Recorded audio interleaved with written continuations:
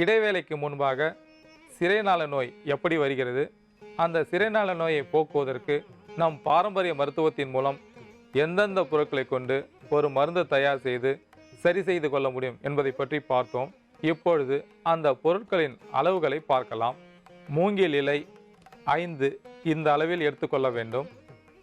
1/4 தேக்கரண்டி மிளகு, சிறிய துண்டு வசம்பு, 1/4 தேக்கரண்டி சதகுப்பை, ஒரு தாண்டிக்காய் விதை நீக்கியது எடுத்துக்கொள்ள வேண்டும். தேவையான அளவிற்கு தேன் எடுத்துக்கொள்ள வேண்டும். இப்பொழுது இந்த மருந்து தயார் செய்வதற்கு 200 மில்லி நீரை ஒரு பாத்திரத்தில் எடுத்து லேசாக சூடேற்றவும்.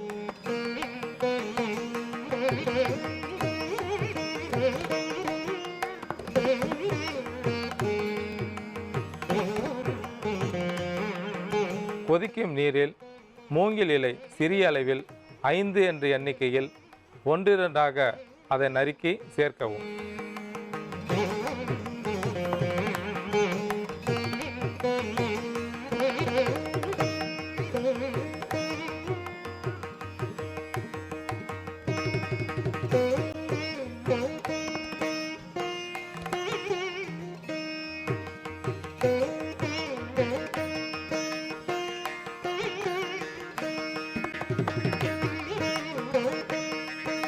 கால் தேக்கரண்டி மிளகு, ஒரு சிறிய துண்டு வசம்பு, விதை நீக்கிய தாண்டிக்காய் மற்றும் 1/4 தேக்கரண்டி சதகுப்பை இவற்றை 1-2 இடித்து எடுத்து அந்த கொதிக்கும் நீரில் சேர்க்கவும்.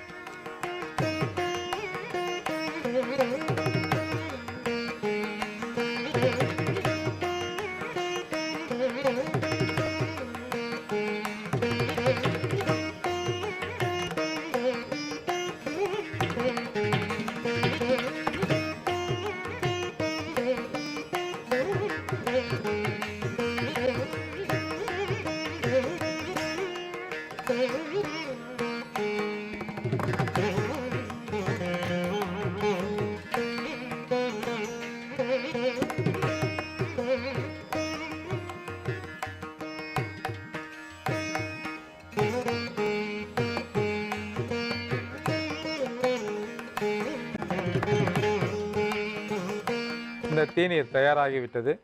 இப்பொழுது தேவையான அளவிற்கு தேன் சேர்த்து வடிகட்டி வைத்துக் கொள்ளவும்.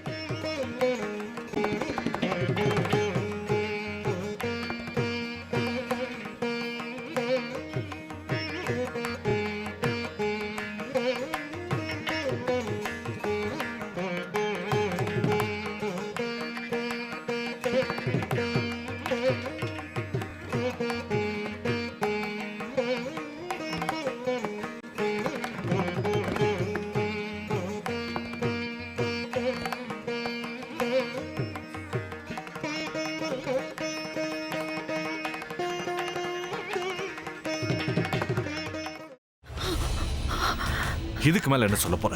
சொல்றதுக்கு வேற ஏதாவது போய் இருந்தா சொல்லிடு. அவதான் ஏமாத்தி எல்லாத்தையும் என்கிட்ட இருந்து பறிச்சிட்டான்னு பார்த்தா நீயும் இப்போ அதே தான் பண்ணிருக்க. ஏன் ஆலியா, ஏன் இப்படி பண்ண? இந்த உலகத்துல பாட்டிக்கு அப்புறம் நான் யார் மேலேயாவது உயிரையே வச்சிருக்கேன்னா அது ஊ மேலதான் உனக்கு தெரியாதா? ஏன் இப்படி பண்ண ஆலியா? உனக்கு காசு பணம் அவ்வளவு முக்கியமா போயிடுச்சு. அதுக்காக நம்ம உறவை கூட மறந்துடுவியா?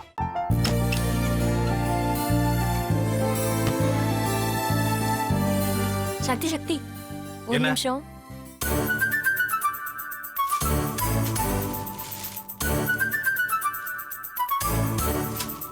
இந்தாங்க. என்ன இது? உங்களுக்கு பிடிச்ச பிராண்ட் செப்பல். இது என்ன நான் தலையில வச்சுட்டு தூங்கணுமா? சரி, அதை விடுங்க. இங்க பாத்தீங்களா, டைம் பீஸ். இதோட அலாரம்க்கு தான் நீங்க டெய்லி எந்திரிக்கணும். அதெல்லாம் என் மொபைல்ல இருக்கு. முத்து, முத்து, என்னடி இவன் முத்துன்னு ஒருத்திய உருவாக்கி விட்டா? செல்வியை மறப்பான்னு பார்த்தா எப்ப பார்த்தாலும் முத்து முத்துன்னு கூப்பிட்டு இருக்கான். முத்துவ கூப்பிட மட்டுமா செய்யறான்? முத்துவ வச்சு என்னென்னமோ செய்யறான். நாம தான் இளிச்சவாய் மாதிரி வேடிக்கை பார்த்துட்டு இருக்கோம். என்ன முறைச்சு என்ன பிரயோஜனமாயா? உனக்கு வேற குரல் போயிடுச்சு.